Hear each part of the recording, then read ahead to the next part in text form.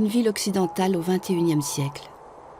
Au dernier étage d'un immeuble ultramoderne, pour la première fois dans l'histoire de l'humanité, un bébé est créé en dehors du corps d'une femme, dans un utérus artificiel.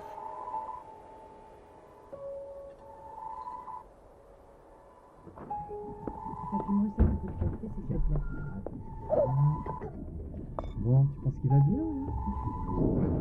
Ça m'inquiète un peu. On ne voit pas beaucoup sourire en tout cas, mais... Tu souris 4 fois pour lui.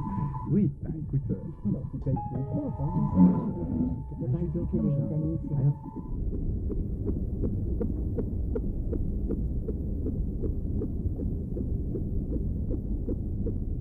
En 2005 paraît en France un livre scientifique qui fait l'effet d'une bombe. C'est l'UA, l'utérus artificiel, écrit par le docteur Henri Atlan, biologiste et philosophe. Après la pilule contraceptive, l'insémination artificielle, la fécondation in vitro, une prochaine étape sera l'ectogenèse, c'est-à-dire l'utérus artificiel. C'est-à-dire la possibilité de faire se développer un bébé depuis la fécondation jusqu'à la naissance, en dehors du corps d'une femme. Le développement à l'intérieur de l'utérus de la mère, qui est évidemment le développement normal chez les mammifères, eh bien, peut-être ne pas être indispensable.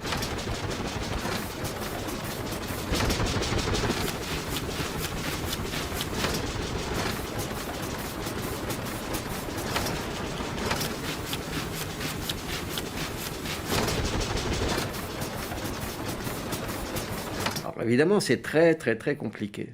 Mais il n'y a pas d'impossibilité biologique fondamentale.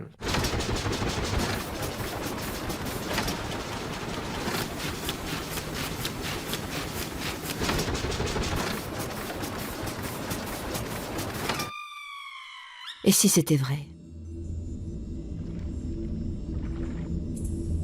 La femme perdrait alors cet immense privilège de l'enfantement, célébré depuis l'origine de l'humanité.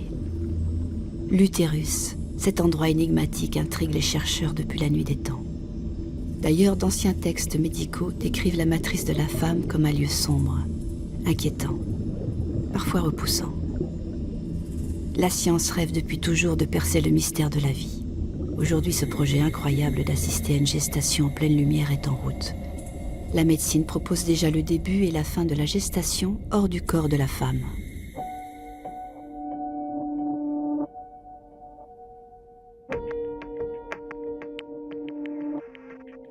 Les 6 premiers jours de la vie peuvent se passer hors de l'organisme maternel.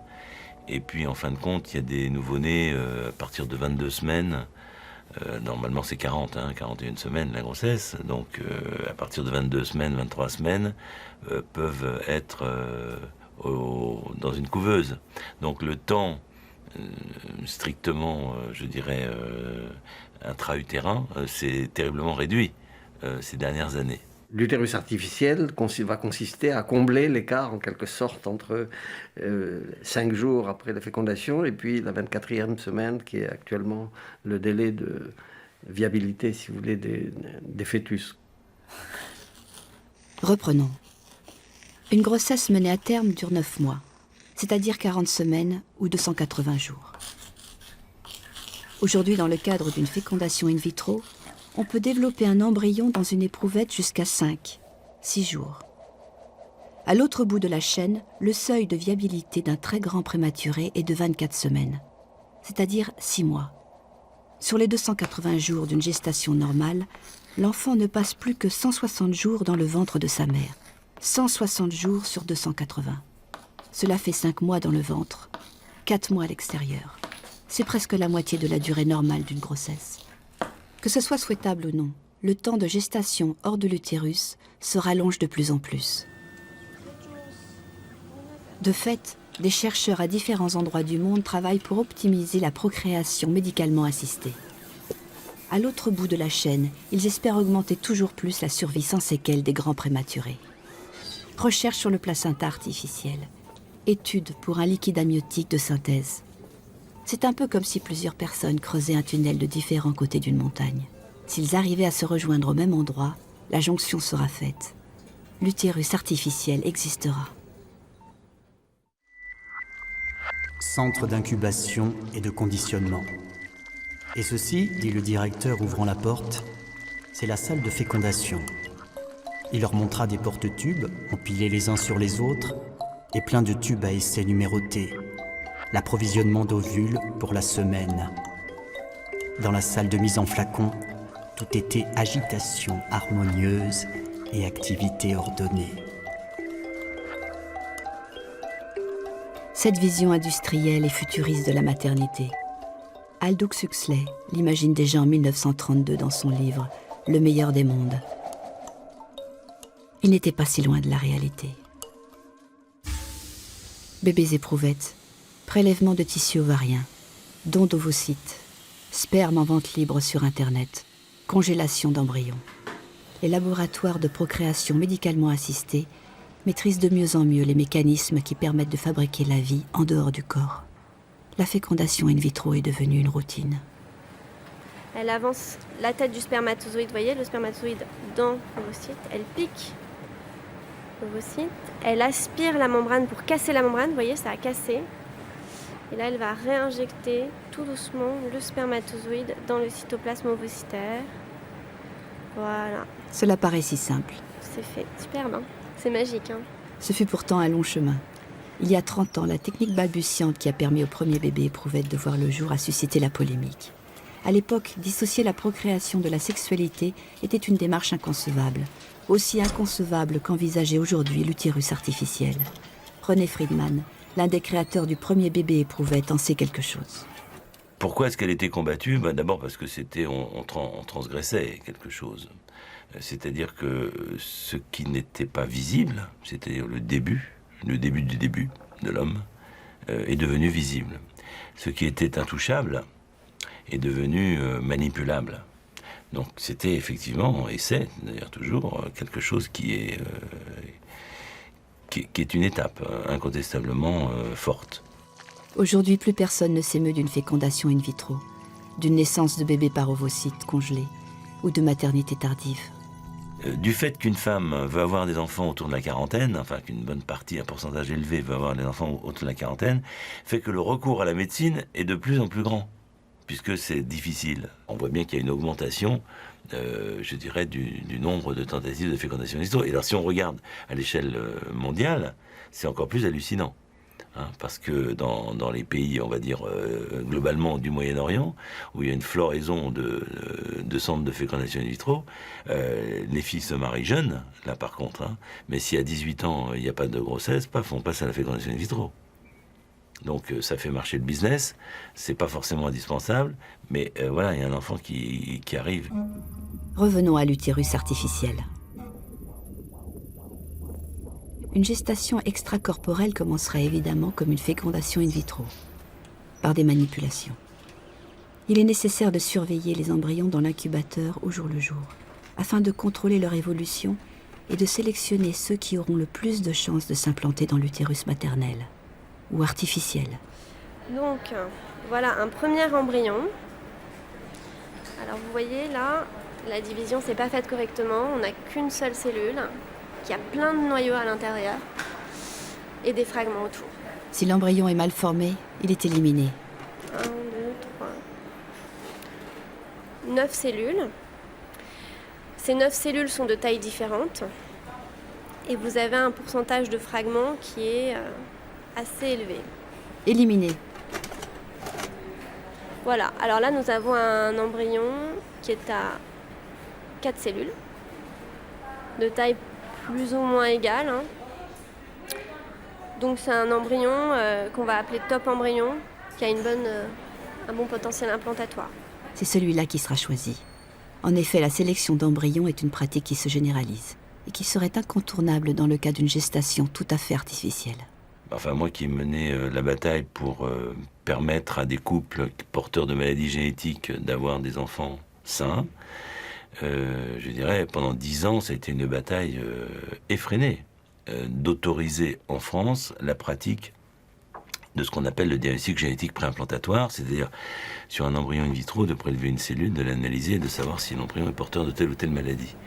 Et donc c'est vrai qu'il y a, à chaque fois, il y a toujours une transgression par rapport à l'existence et la connaissance, et puis ensuite il y a l'acceptation de certaines pratiques. Prélever une cellule d'embryon, comme ici. Mais selon quels critères un enfant est-il sain? Dans de nombreux pays, la loi n'encadre pas ces pratiques.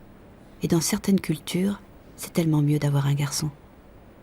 Si ces méthodes aujourd'hui interdites en Europe se généralisaient, qui ferait les sélections? Le médecin? Le couple de parents? Le propriétaire de l'utérus artificiel? Le commanditaire de la grossesse? Qui va choisir l'embryon qui sera placé dans l'incubateur? Retour au laboratoire parisien. Suite de la procréation artificielle. Après le diagnostic préimplantatoire, 2 embryons sains, donc non porteurs de la maladie génétique, ont été retenus. Placés dans une pipette, ils transitent par une fenêtre au bout du couloir pour être transférés dans l'utérus de la future mère.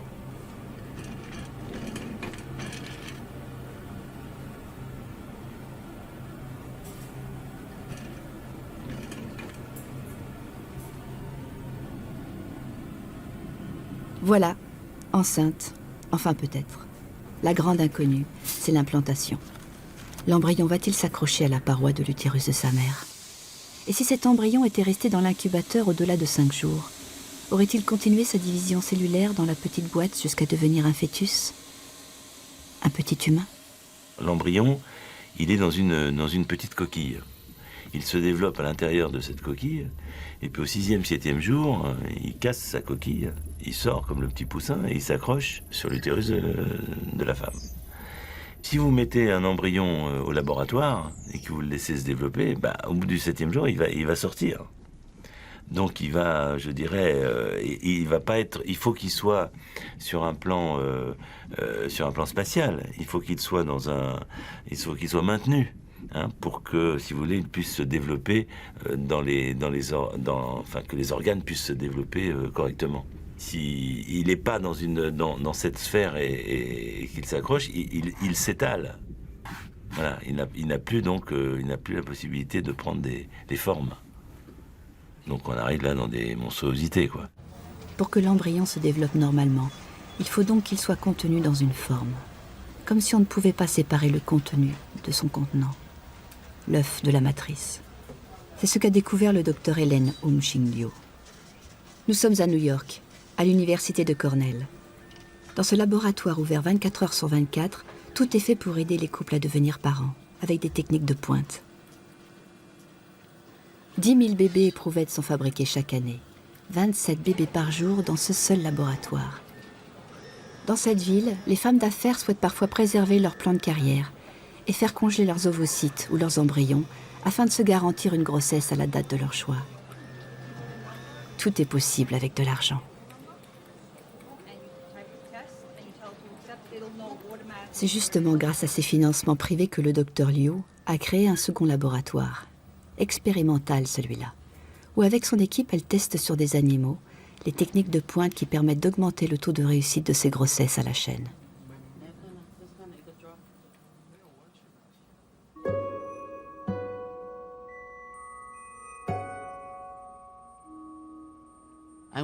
Je cherche à comprendre le mécanisme de l'implantation. Quand on place un ovule fécondé dans un corps et que cela se solde par un échec, on se demande pourquoi. Le problème peut être lié à l'implantation et pas uniquement à la qualité de l'embryon. Il peut aussi s'agir d'un problème d'endomètre, de nidation ou de communication. Voilà comment je me suis lancée dans le développement de la coculture. Nous avons commencé par des essais sur les animaux et nous pouvons maintenant proposer cette technique aux patientes. Le docteur Hung-Ching Liu suppose qu'un phénomène particulier se déclenche au moment de l'implantation, entre l'embryon et l'endomètre, c'est-à-dire la paroi interne de l'utérus. Elle a alors l'intuition géniale de cultiver dans une même éprouvette un embryon et du tissu de l'utérus. Ce qu'elle a appelé coculture est testé avec des souris. On commence par cultiver du tissu de l'endomètre, puis on y implante des embryons de souris et on observe leur développement. Quand j'utilise une coculture en 2 dimensions, comme il s'agit d'un tapis cellulaire endométrial, les embryons qui entrent en contact avec ces cellules s'y trouvent bien et se développent. Mais ils cherchent ensuite à envahir la culture cellulaire. Et là, ils se heurtent au manque de place. J'avais donc un problème. Comment le résoudre? Et si je fabriquais du tissu?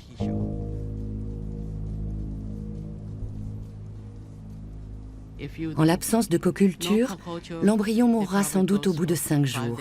Avec une coculture, il atteindra peut-être 10 jours, puis il mourra. Mais avec une coculture en 3D, il a pu atteindre les 17 jours. Et la gestation de la souris est de 20 à 21 jours. Une souris, fabriquée dans une ébauche d'utérus artificiel, avec apport d'éléments nutritifs et d'hormones. Une première. C'était en 2002. Et la presse internationale en a fait un scoop. C'est en effet le premier être vivant créé entièrement dans un utérus artificiel. Mais il n'était pas normal, et si le bébé n'est pas en bonne santé, je préfère ne pas en parler. La souris était mal formée, mais vivante. Pour le docteur Liu, c'était une victoire. Mais la publication de cet exploit dans la revue Nature a soulevé un tollé dans l'opinion publique internationale.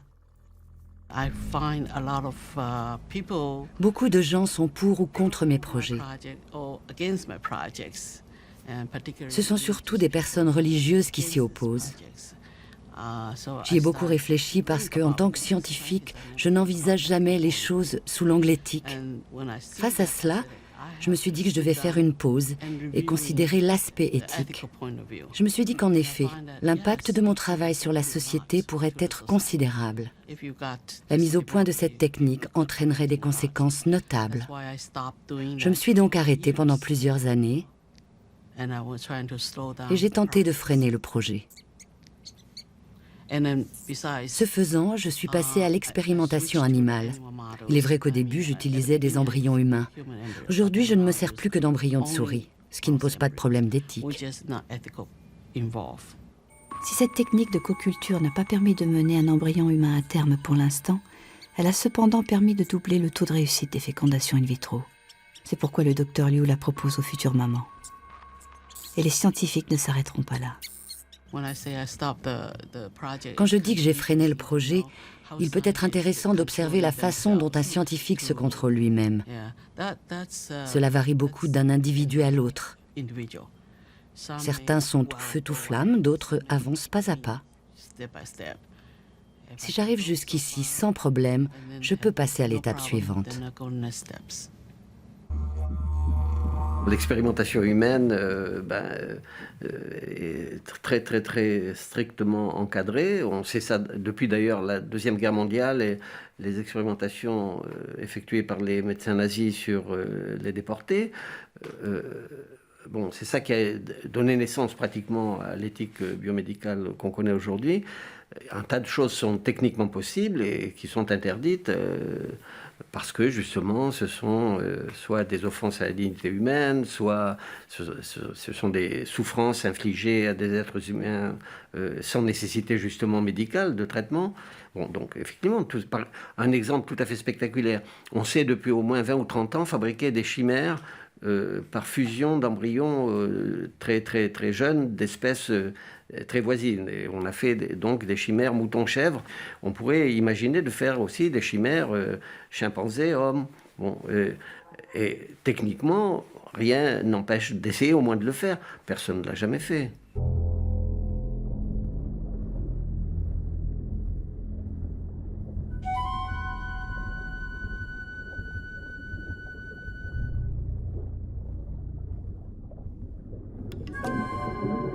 Ce n'est pas une chimère, mais il s'agit bien d'une chèvre en gestation artificielle. Nous sommes au Japon, dans le laboratoire de l'école de médecine à l'université de Kitasato. Des recherches sont menées sur la possibilité de créer un liquide amniotique de synthèse et un placenta artificiel. Le placenta est en effet un des éléments clés de la gestation. Admettons qu'un embryon se développe dans une matrice. Il faut pouvoir le nourrir.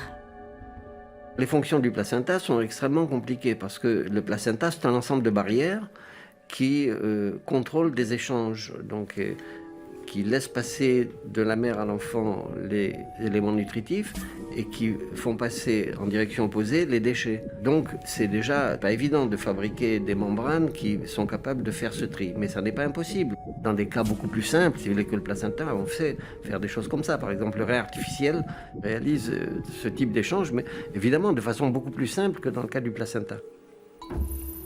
Ces images fournies par le professeur Nobuya Ono montrent comment le placenta artificiel tente de reproduire à l'identique l'environnement du fœtus, son mode circulatoire et son mode respiratoire. L'expérience commence par une césarienne. Une chèvre prématurée est extraite du corps de sa mère, 5 semaines avant terme. Son cordon ombilical est branché sur un double cathéter, un pour l'artère, l'autre pour la veine, et relié à un circuit sanguin extracorporel. Le fœtus est ensuite transféré dans l'incubateur, où il baigne complètement dans un liquide à 39 degrés, qui contient les mêmes ingrédients physiologiques que du liquide amniotique. On sait grâce aux échographies qu'un fœtus humain respire, avale, bâille et a le hoquet. Et c'est pareil chez l'animal. Effectivement, une demi-heure après son transfert, le bébé chèvre commence à bouger.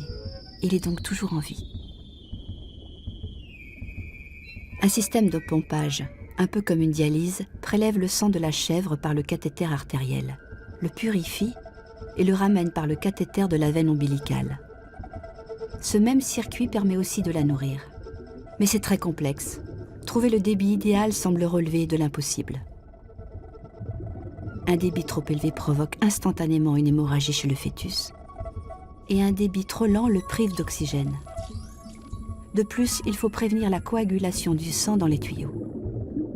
Et dernier problème, les mouvements répétés de l'animal endommagent les attaches du cathéter. Les tuyaux se détachent. Les premières chèvres n'ont survécu que quelques jours. Une seconde expérience a permis à un chevreau prématuré, très petit celui-là, de survivre un peu plus longtemps. Mais les substances, et surtout le dosage dont le fœtus a besoin, semblent difficiles à déterminer. Acides aminés, protéines, vitamines, hormones, enzymes. À quel moment précis de son évolution le chevreau en a-t-il besoin ? Trop, trop peu, ou un manque de ces substances à des moments critiques peuvent le tuer, ou provoquer des déficiences irréversibles. L'expérience fut poursuivie sous sédatifs. Légèrement endormie, la chèvre n'en mêle plus ses tuyaux. On peut observer de petits mouvements de sa bouche. Elle va bien. Elle a ouvert les yeux. Cette chèvre-ci a survécu plus de 20 jours et est arrivée à terme vivante. Il a fallu 9 années de recherche au professeur Kuwabara et à son équipe pour aboutir à cette victoire. Voici la chèvre 3 semaines après sa naissance.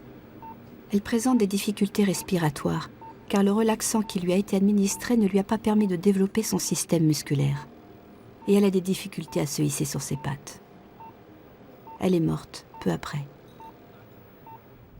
Ces expériences ont finalement été suspendues faute de crédit et d'intérêt de les poursuivre.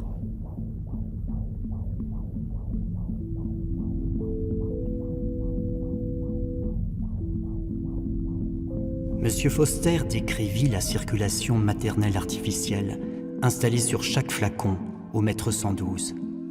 Il leur montra le réservoir de pseudo-sang, la pompe centrifuge qui maintient le liquide en mouvement au-dessus du placenta et le chasse à travers le poumon synthétique et le filtre à déchets. On pense que l'utérus artificiel est fait au bénéfice des femmes, qu'il va leur permettre donc d'avoir des enfants sans pour autant interrompre leur activité professionnelle. L'instrument de l'utérus artificiel n'est pas, a priori, dédié uniquement aux femmes pour leur permettre d'avoir des enfants. Imaginez qu'il puisse être revendiqué au nom du principe d'égalité par des hommes pour leur permettre d'avoir des enfants, si je puis dire, tout seuls. Tout seuls, oui. À cela près que, premièrement, il leur faut des ovules pour cela.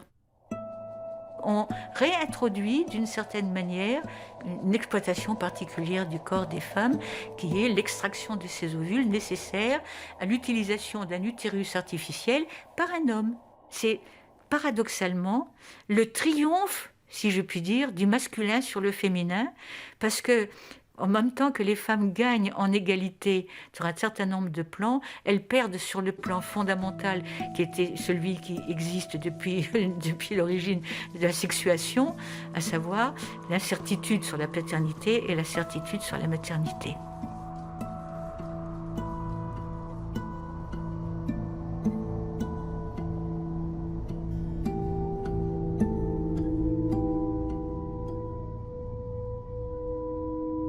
Il y a eu toute une période de notre préhistoire qui a été marquée par la création artistique de petites statuettes féminines. Il s'agissait de cultes rendus non pas aux femmes, donc à des déesses, mais à la fécondité dans les femmes, à la possibilité qu'elles puissent porter justement ces enfants, ce trait si mystérieux qui était le leur de pouvoir enfanter seules. Seul à enfanter les enfants des deux sexes.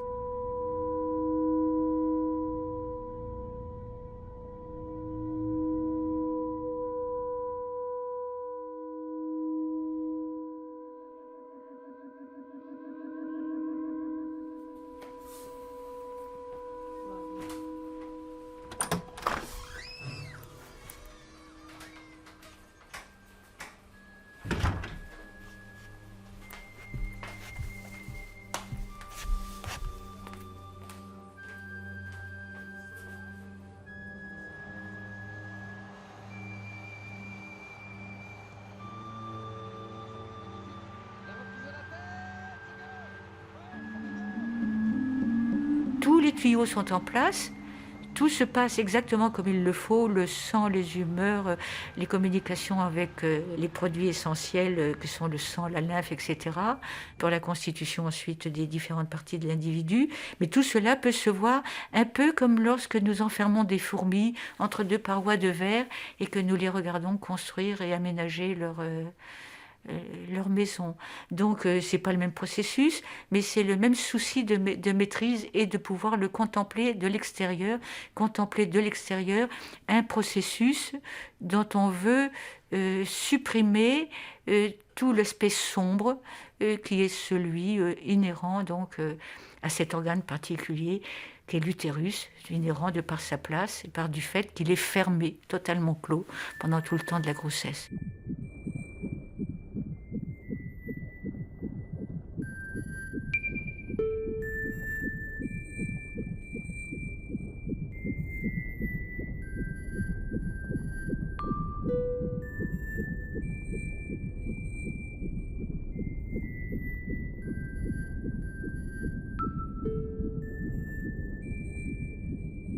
Par rapport à cette notion de mystère qu'on peut évoquer par rapport à la matrice, à tout ce qui se passe, disons, dans le non-visible, hein.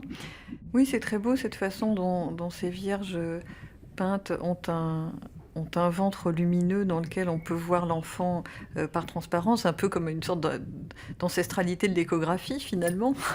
Mais dans la mesure où ce sont des peintures religieuses, évidemment, on peut aussi supposer que de la part de celui qui regarde, là en l'occurrence du peintre ou de nous qui regardons, ça demande de prendre contact justement avec l'enfant en tant que sujet, hein, de passer par un ressenti subtil et non pas par une machine, hein, pour voir de quoi il est question, voir s'il y a des erreurs à rectifier.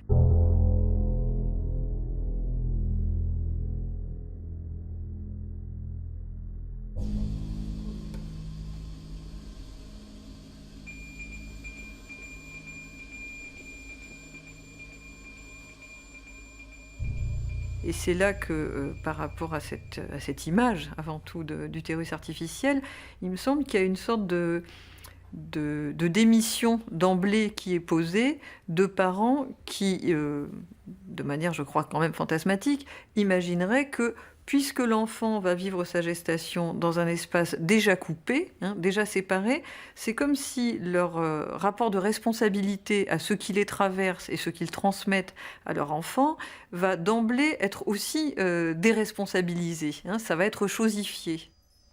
Si on a un minimum d'honnêteté intellectuelle et un peu de travail de terrain, on voit dans l'expérience que nous sommes impactés par la mémoire généalogique. C'est un fait incontestable. L'enfant qui arrive, il est un peu comme le creuset dans lequel se déversent les informations de deux lignées qui, pour peu qu'on remonte sur quelques générations, totalisent déjà au minimum plusieurs dizaines d'individus. Donc autant dire que chaque individu qui naît est à l'image d'une sorte de bibliothèque généalogique d'informations pas seulement génétiques, mais également psychologiques, événementielles, sociologiques, et qui semble absolument capable, comme le montre n'importe quel travail de généalogie sur plusieurs générations, d'être activé. À partir de ce constat, qu'est-ce que ça nous laisse justement comme marge de liberté pour penser notre rapport au monde dans un rapport d'invention, hein ?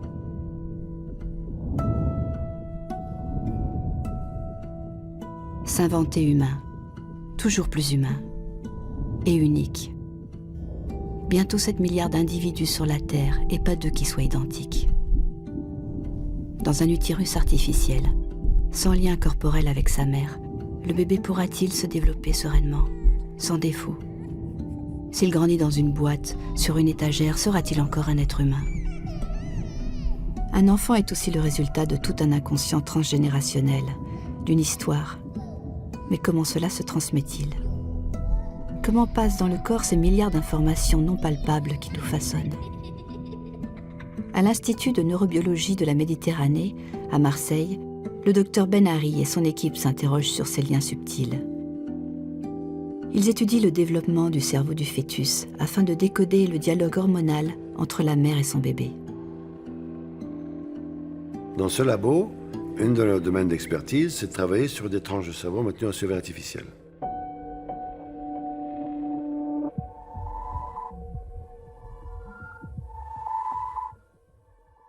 Donc imaginez que je prends ce cerveau-là, je coupe une tranche et j'enregistre les cellules, l'activité électrique pour savoir pourquoi elles sont malades, comment elles se connectent, comment elles deviennent. Bon. On arrive à le faire avec des tranches, on arrive à la rigueur à garder ces tranches 24 heures, 48 heures, parfois un petit peu plus, une semaine ou deux, c'est tout. Après, elles deviennent aberrantes. Elles commencent à faire des choses qu'elles ne font pas si elles étaient branchées in vivo. La vitesse avec laquelle les neurones migrent, la vitesse avec laquelle les neurones se connectent, le type de connexion qu'ils établissent, est contrôlé à la fois par un programme génétique, mais aussi par l'environnement, par les conditions dans lesquelles ça se fait. Cette capacité à se réorganiser, à s'adapter à l'environnement, elle existe déjà in utero. Il y a des discussions tout le temps entre ce bébé en devenir et sa mère, ou son environnement. Et cette discussion passe par des molécules, par de la chimie, par du stress, par ce que la mère fait ou ne fait pas, par l'environnement acoustique, par l'environnement visuel, par l'environnement en général. Chez un primate in utero, on a fait donc des césariennes, on a prélevé les cerveaux, on a enregistré les neurones de macaques. Mais si on fait ça in utero, on s'aperçoit que ces neurones in utero, à peu près à 1 mois et demi avant la naissance, ont déjà 7000 connexions synaptiques. 7000 connexions entre neurones sur un neurone. À la fin, quand ils sont adultes, ils en auront peut-être 10 000. Donc, c'est pas une boîte noire qui fait rien. C'est une boîte noire qui comprend, qui a besoin d'une activité, qui répond et qui bouge, etc. etc. Et ça, c'est pas quelque chose qui est fabriqué automatiquement.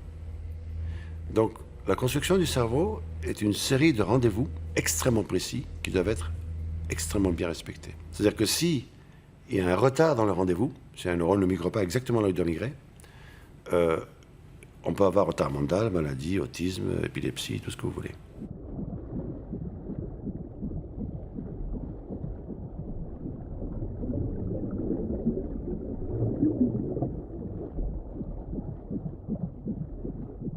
Quelle est la nature, finalement, on peut se poser la question, quelle est la nature de la discussion, le dialogue qu'il y a entre le fœtus ou l'embryon et la mère? Ceci est bien connu maintenant à plusieurs niveaux. Prenons un niveau d'interaction, les hormones. Les hormones sont ces molécules que la mère ou le fœtus et l'embryon libèrent et qui affectent la vitesse avec laquelle les neurones vont établir des connexions, la vitesse de croissance de leur prolongation, testostérone, toutes les molécules, toutes ces protéines qui sont présentes vont affecter la formation du cerveau. Mais le cocktail, le mélange et les conditions dans lesquelles elles sont libérées, évidemment, sont différentes. On va prendre 2 femmes enceintes qui sont dans des environnements très différents, qui travaillent pas, qui conduisent, qui ont un embouteillage, qui font je ne sais pas quoi, qui sont soumis à des pesticides ou ce que vous voulez. l'impact que ceci va avoir sur le rapport qu'elle a avec son embryon, évidemment, ne sera pas le même. Ne peut pas être le même. Je veux dire, on ne peut pas sortir de l'idée que tous ces facteurs-là s'annihilent pour fabriquer la même chose. Maîtriser ce dialogue hormonal, complexe et unique, et si particulier entre la mère et l'enfant est compliqué. Pour le reproduire et réussir ensuite une gestation extracorporelle, il faudrait sans doute fabriquer un cerveau artificiel. Et cela semble relever pour le moment de l'impossible.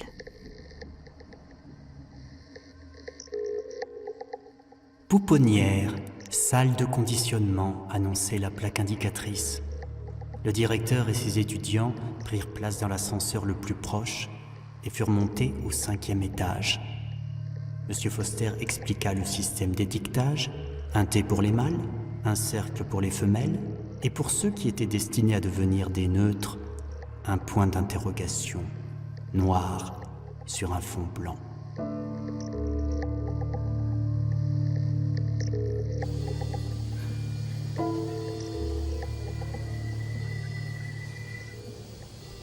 Allons voir à l'autre bout de la chaîne, côté naissance. Là où l'on tente de sauver les très grands prématurés, et si possible sans séquelles.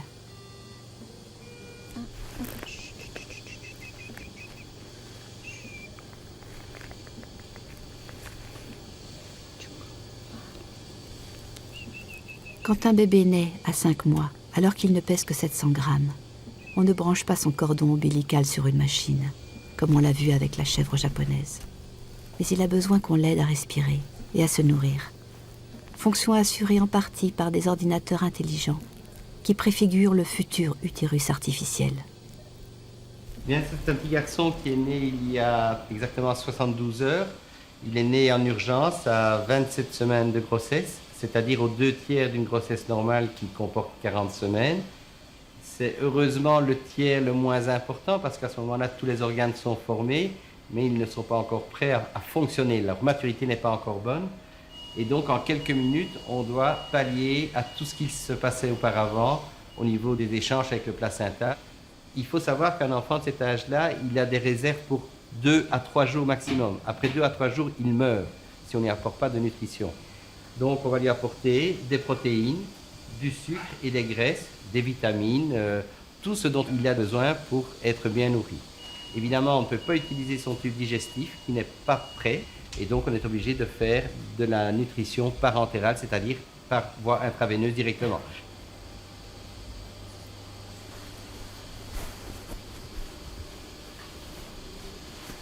L'autre fonction essentielle qu'on doit assumer, c'est l'oxygénation du sang et l'élimination du gaz carbonique. Les poumons ne travaillent absolument pas en anténatal, donc c'est le placenta de nouveau qui apporte l'oxygène et qui élimine le CO2. Et donc ici, on est près du respirateur qui va assurer ce qu'on appelle une ventilation assistée. Donc on va assister le bébé dans ces échanges gazeux. Pour ce faire, vous voyez que l'enfant est intubé. Il y a un petit tuyau qui passe par son nez et qui descend dans sa trachée. Et ce tuyau est connecté au générateur de pression, puisque ce respirateur pousse l'air dans les poumons.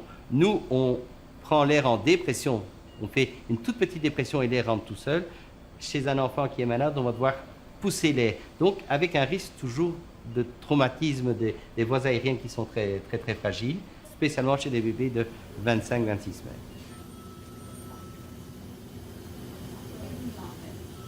Trop de pression peut déchirer la paroi des alvéoles pulmonaires du bébé. Et trop d'oxygène ou trop peu d'oxygène vont provoquer des lésions irréversibles pour l'enfant. Pour dépasser ce problème respiratoire, l'équipe de Dr Schaeffer, à Philadelphie, aux États-Unis, travaille depuis 30 ans sur l'idée d'une ventilation liquide. Ces travaux ont permis de sauver sans séquelles des grands prématurés de moins de 20 semaines. La ventilation liquide que nous avons pu expérimenter chez l'animal donne à penser qu'il serait possible de ventiler l'être humain à partir de 18 semaines de gestation. Pour cette ventilation liquidienne, nous utilisons des liquides capables de dissoudre l'oxygène et le dioxyde de carbone, c'est-à-dire les gaz que nous respirons. Et comme ces liquides offrent une haute solubilité pour l'oxygène et le CO2, On peut les respirer tout comme on respire l'air.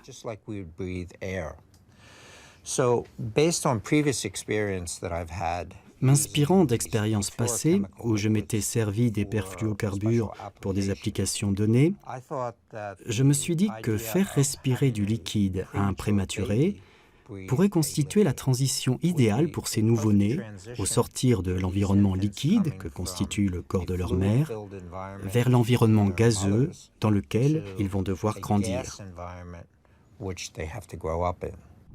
Des recherches dans le monde de la plongée sous-marine ont permis à Schaeffer de montrer qu'une souris immergée dans ce produit respire le liquide et continue à vivre sans s'étouffer. Ce procédé pourrait-il devenir un des éléments clés du futur utérus artificiel ? La revue Nature a publié un article sur notre travail concernant l'utérus artificiel et rapporte l'usage que nous faisons de ce liquide. Il y est question de ces agneaux et de ces bébés qui respirent du liquide, tout comme un enfant respire le liquide in utero. La différence, c'est que dans l'utérus, le fœtus respire certes un liquide, mais l'oxygène ne vient pas de ce liquide. L'oxygène vient du placenta. Ce liquide permettrait-il de réduire encore le temps de gestation dans le ventre maternel ? De combler ce fameux écart entre 6 jours et 20 semaines ? La ventilation liquide nous a permis de surmonter l'obstacle de l'immaturité pulmonaire. Mais ce n'est pas la seule barrière. Il y a la barrière associée au développement de la peau, au développement cérébral, au système digestif. Tous ces autres systèmes représentent des limites, eux aussi. Et les études que nous avons pu effectuer sur des animaux prématurés montrent bien que même si nous passons la barrière des poumons, les autres organes n'en continuent pas moins de poser problème. Je ne vois vraiment pas comment nous ferions pour descendre en dessous des 24 ou 23 semaines. La limite pour avorter aux États-Unis est de 24 semaines. Et c'est également l'âge auquel on peut mettre un bébé en couveuse. 2 principes moraux qui se télescopent. Renoncer à l'enfant ou le sauver à tout prix. Les groupes américains anti-avortement, économiquement puissants, voient dans l'utérus artificiel un moyen de sauver les bébés issus de grossesses non désirées. Pour d'autres, ce serait la possibilité d'offrir une maternité aux femmes sans utérus, ou encore de terminer des grossesses à problème. Ainsi, on pourrait sauver des bébés de 100 jours. Tiraillement entre science et conscience. Ce qui serait problématique, pour moi, ce serait l'application, les conditions d'application, si vous voulez, de cet utérus artificiel. À quelles conditions, eh bien, il serait légitime, souhaitable, disons, ou pas, de faire naître des bébés dans un utérus artificiel. Bon, et ça, j'essaye d'imaginer des différents scénarios, mais soit catastrophiques comme Aldous Huxley, soit au contraire une espèce d'utopie fraternelle où tout se passerait bien et où des rapports entre les adultes et les enfants, eh bien, seraient même peut-être encore plus idylliques qu'on imagine qu'ils le sont actuellement.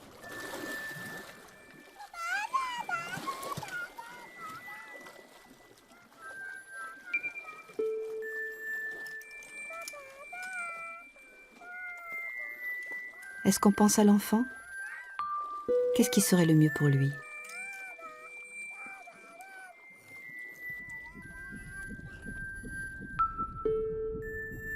Si pour la médecine, l'utérus est un endroit fermé et angoissant, pour l'enfant, c'est un endroit idyllique.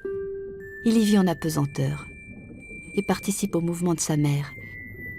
Il est là quand elle ressent des émotions, quand elle rêve, quand elle s'énerve, quand elle a du plaisir. Un environnement rassurant, dans lequel il est autonome. Personne ne le dérange. Il tend les bras et attrape le cordon ombilical, tête en haut, tête en bas, la fameuse position fœtale qui lui permet de bien développer sa motricité.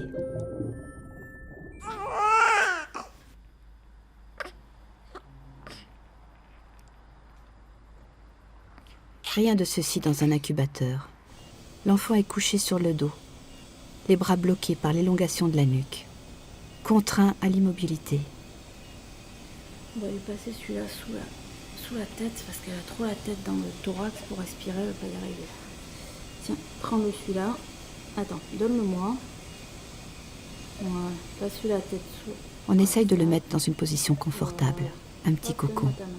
Mais il est réveillé 40 fois par jour pour les soins, le bruit, la lumière. Quel confort pour lui. Mais un bébé né prématurément est impuissant face à tout cela.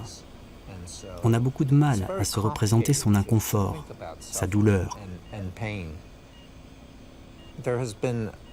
On a mené de nombreuses études pour essayer de recréer le meilleur environnement possible, le plus proche du ventre maternel. On veille à maintenir le nouveau-né au chaud, dans un milieu feutré. On évite le bruit, on soigne la qualité de l'air. Tout est mis en œuvre pour éviter la douleur sous toutes ses formes.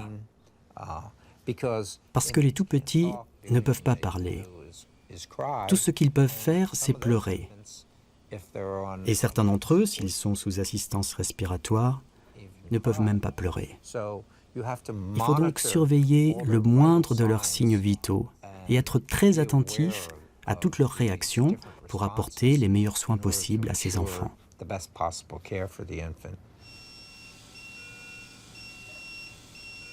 Le monde médical a été un peu obnubilé par la survie dans les années 70-80 parce que la technologie nous a permis de faire vivre tous ces enfants et la survie passait avant tout. Mais quand même déjà à l'époque, on avait quelques voix qui s'élevaient par rapport à ce que vivaient ces enfants-là, par rapport à la douleur qui n'était absolument pas prise en ligne de compte, la douleur physique, mais aussi la douleur psychique, du bébé sans doute, de la maman certainement et du papa aussi. La nouvelle attitude, c'est de regrouper tous les soins, une seule fois par jour, et de les effectuer en tandem, alors qu'une infirmière manipule le bébé, l'autre le caresse et le rassure.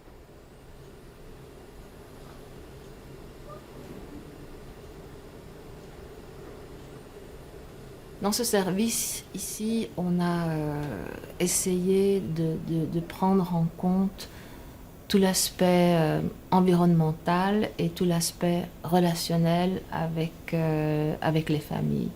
La maman vient auprès de son bébé et pendant une partie de la journée, il ne sera pas dans l'incubateur, il sera en peau à peau. Idéalement, on aimerait avoir la maman ici 24 heures sur 24. Paradoxalement, alors que les couveuses sont de plus en plus sophistiquées, la présence des parents est de plus en plus nécessaire pour que l'enfant aille bien. Ça va, vous voulez pousser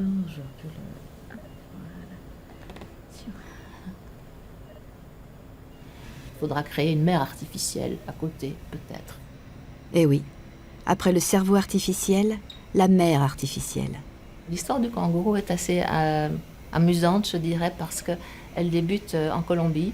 C'est Nathalie Tcharpak, qui est pédiatre là-bas, qui a trouvé là un moyen de faire survivre des enfants très petits dans un environnement qui leur convenait, c'est-à-dire sur la peau emballée, sur la poitrine de la maman. Les résultats auprès de ces enfants-là étaient tellement encourageants que le monde occidental qui avait tous les incubateurs, qui avait toutes les couveuses, s'est mis à sortir les enfants à nouveau de là pour les mettre à nouveau sur la peau de la maman. Et donc là, on a reçu, je dirais, des leçons du monde en développement vis-à-vis du monde industrialisé. Et le kangourou est une pratique, je dirais, à la pointe en quelque sorte dans les soins de néonatologie intensive. Dans certaines unités très médicalisées, où il y a une résistance au kangourou, on doit se battre en quelque sorte pour que cette idée-là fasse son chemin.